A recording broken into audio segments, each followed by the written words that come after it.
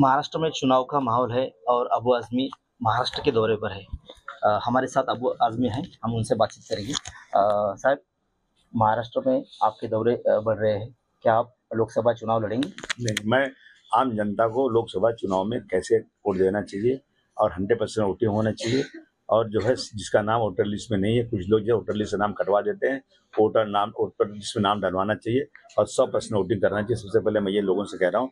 दूसरा, नफरत करने वाली पार्टियों से दूर रहिए। जो लोग भारतवर्ष के संविधान की धज्जियां उड़ाते हैं, उनके साथ मत खड़े रहिए। देश में गरीबी बढ़ती जा रही है, देश में जो है ये आतंक बढ़ता जा रहा है। ये इसकी हेट स्पीच की वजह से कानून का राज रहे देश के अंदर। ताकि मैं इन बातों को कहूँगा तो सरकार को मालूम पड़ेगा, तो शायद कुछ लॉ एंड ऑर्डर की सिचुएशन सही हो जाए।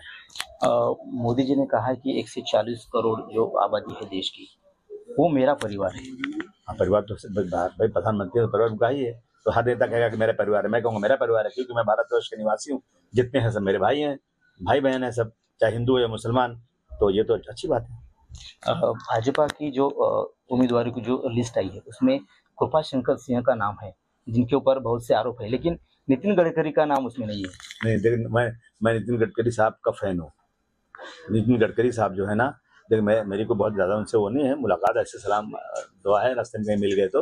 लेकिन उनका काम और उनकी चीज़ें मुझे लगता है कि बहुत अच्छी है, और वो कभी धर्म के बारे में उल्टा सीधा नहीं करते। नागपुर के सब मुसलमान मिलते हैं, सब कहते हैं कि भाई हम जाते हैं उनके पास, वो व्यवहार हमारे साथ अच्छा करते हैं।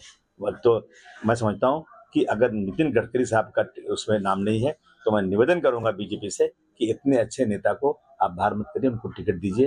अगर वो इलेक्शन नहीं लड़ेंगे तो बहुत सारी जनता बहुत नाराज होगी। क्या ये अमित शाह और मोदी जी का षड्यंत्र है उनको बाहर रखने का? ना, मैं क्या जानूं, मुझे क्या पता कि कौन षड्यंत्र कर रहा है। आपकी पार्टी लोकसभा चुनाव यहाँ पर नहीं लड़ेगी, ऐसा आपका कहना है क्या? आपके यहाँ पर कोई वोटर्स नहीं है, इस वजह से आप नहीं, अभी मैंने नहीं कहा नहीं लड़ेगी। अभी मैं सर्वे कर रहा हूँ और ये बात करूंगा मैं। अगर वहाँ से श्री अखिलेश जी बोलेंगे यहाँ लड़ना है तो मैं लड़ जाऊँगा। शरद पवार जी को छोड़कर अजित पवार बाहर गए हैं भाजपा के साथ। वहाँ पर जो सुप्रिया सुले सांसद है, अभी वो भी चुनाव लड़ने जा रही है बारामती से। जो अजित पवार की पत्नी है सुनेत्रा पवार, दोनों में वहाँ पे लड़त होगी। क्या लगता है आपको, कौन चुन के आए तो वापस? मैं तो दुआ करता हूँ कि या मेरे अल्लाह इन दोनों परिवार को मिला दे।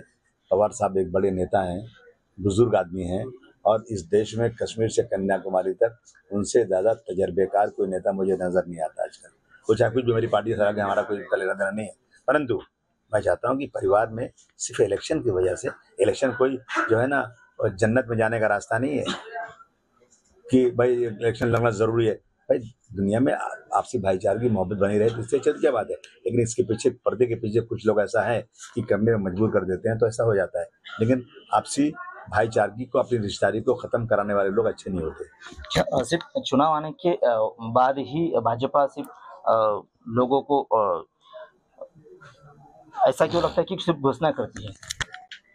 भाई अभी जो घोषणा हो रही है ना, उससे इम्प्लीमेंट नहीं हो रहा है। तो घोषणे वाली पार्टी नहीं होना चाहिए, बल्कि काम करने वाली पार्टी होना चाहिए। 400 के पार जो आंकड़ा बता रहे मोदी जी, क्या हो सकता है आगे? नहीं दे तो अब जनता का चाहेगा तो 450 भी हो सकता है। लेकिन मोदी पहले कैसे बोल सकते हैं?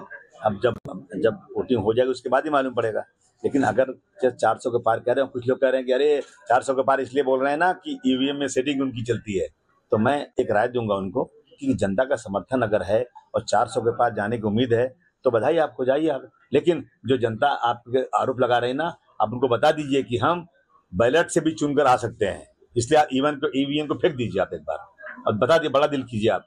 क्योंकि ईवीएम जिन्होंने बनाया था, जो बहुत ही डेवलप्ड कंट्रीज हैं, वो आजकल ईवीएम नहीं इस्तेमाल कर रहे हैं। तो अब अगर किसी को शक है, अगर आप 400 पार आएंगे तो अरे नहीं ये तो ईवीएम की वजह से आ गए, तो ये शक दूर करने के लिए ना ईवीएम को हटा देना चाहिए। मैं नेताजी से, मैं प्रधानमंत्री से निवेदन करूंगा। तो ये थे समाजवादी पार्टी के नेता अबू आज़मी। इनका कहना है कि जो ईवीएम मशीन है वो बंद करना चाहिए, ऐसी मांग उन्होंने पंतप्रधान की। कैमरामैन गणेश सोलंकी, टीवी 9 बुलाना।